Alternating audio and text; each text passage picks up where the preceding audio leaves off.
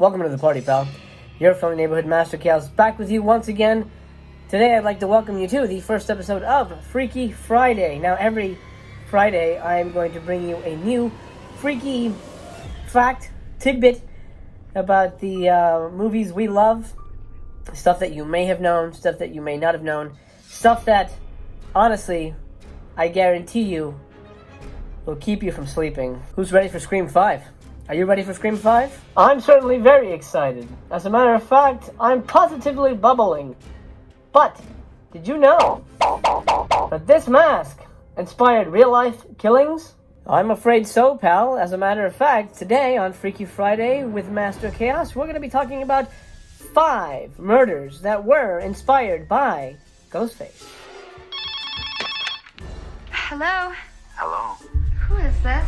Tell me your name, I'll tell you mine. I don't think so. What's that noise? Popcorn. You making popcorn? Well, I'm getting ready to watch a video. Really? What? Oh, just some scary movie. You like scary movies? Uh-huh. You never told me your name. Why do you want to know my name? So I want to know who I'm looking at.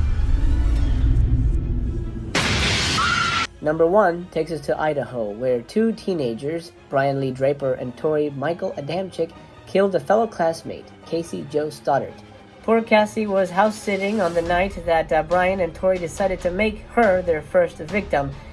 So the 2 boys drove up, they waited for her boyfriend to leave, and once he did, they cut the power to the house, they entered, and they proceeded to take her life. I was going to include it here, but I considered it a little bit too ghoulish. There is a video that the boys recorded before and after the slaying where they state out loud that they're going to kill Cassie, and then afterwards they say, "Oh, we killed Cassie, we did it, I can't believe it," and they sort of go on and on about how exciting and how unreal it felt.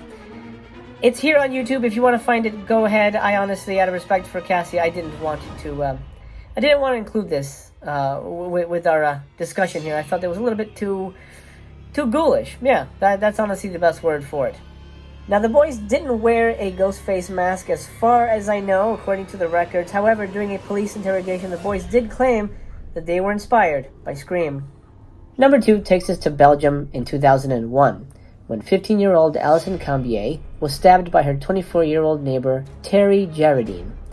Now, Terry, or Thierry, I'm not sure how to pronounce that. It is a Belgian name, so I do apologize if I'm mispronouncing it. I'm going to call him Terry for now.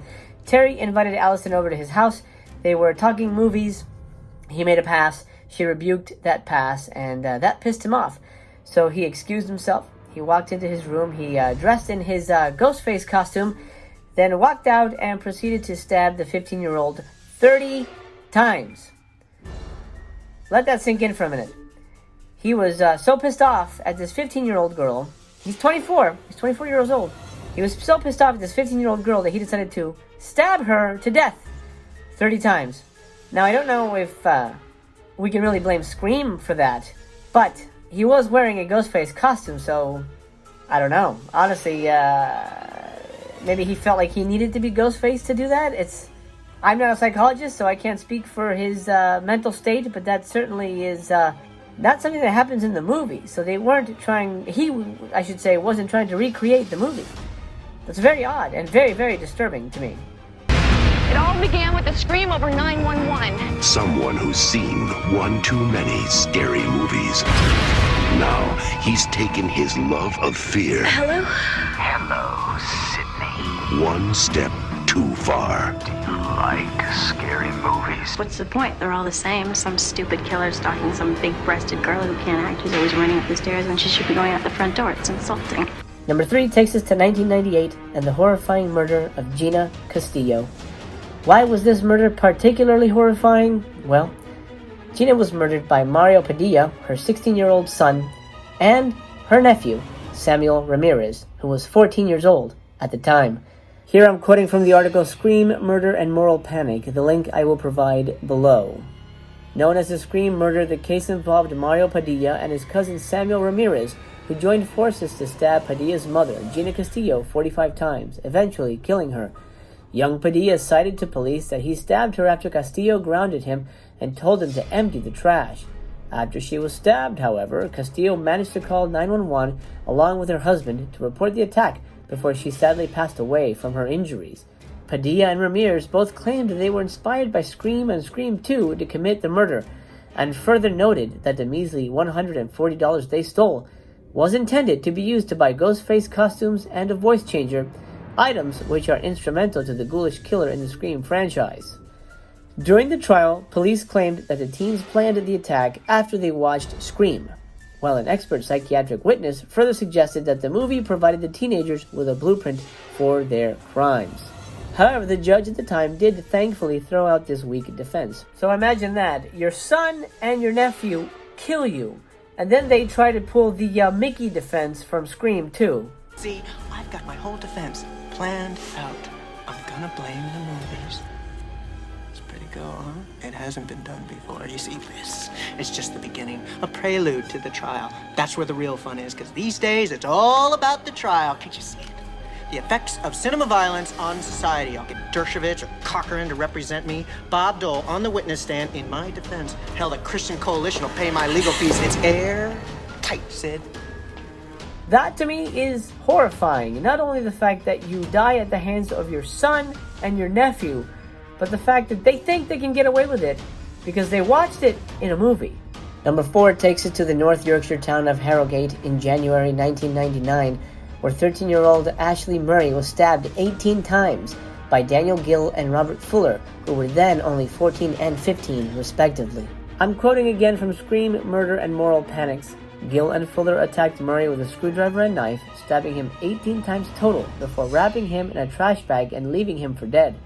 Murray was found 2 days later by a neighbor walking his dog, barely alive, but he miraculously survived the ordeal with partial paralysis down the left side of his body. Scream came into the case this time around after the media called the two the Scream attackers, since both Gill and Fuller claimed that they had both watched Scream before the attack and had drawn what would now be referred to as fan art of Ghostface. This feels very similar to me to the events of the Slender Man slaying, which luckily that person survived, but here you have two friends of yours taking you aside and stabbing you because they like Ghostface. That's frightening to me. I mean, to think about the power of movies for a second here. Imagine being moved so much that you want to recreate something that you know is wrong. That's frightening. This is a world that we live in, folks. We live in a world where a good friend of yours could watch a movie and then go and put on a mask and kill you because they like a movie. They like a movie so much that it moves them to want to recreate that experience. That is powerful and frightening on so many levels. Number 5 takes us to France in 2002, where a 17-year-old teenager stabbed his 15-year-old neighbor Alice Beaupere 42 times. The court heard that Julian, 17, had watched the Scream film over and over in the lead-up to his crime and had told a classmate he had wanted to see what it was like to kill someone. That June, he lured Alice out for a walk. After they went to a cafe for a soft drink, they strolled to a nearby square. It was there that Julian stabbed her 42 times. He wore a Ghostface mask during that attack. The prosecution said while the crime was not caused by the film, it provided Julian with the elements necessary to stage the murder. The defense barrister went a step further by quoting, "We cannot neglect the fact that Scream played on Julian's personality." And here we have a case of a lonely boy who found something in Scream that others didn't see. And this is the difference between the Scream franchise and other franchises. The big difference is the killer is always different. Ghostface is not one person. Ghostface is not Michael Myers, Freddy, or Jason. He's not a zombie. He's not a character that returns, over and over and over, right?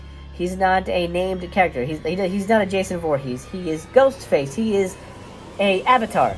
Anybody can be Ghostface. And I think that's where the magic lies for that character. The very thing that makes him appealing to people like this. You can't be Jason. You can't be Michael Myers. You can't be Freddy Krueger. But you can put this mask on and you can be Ghostface. And I think that's what not only distinguishes the Scream franchise from all other slasher franchises, but honestly what makes it the most dangerous slasher franchise out there.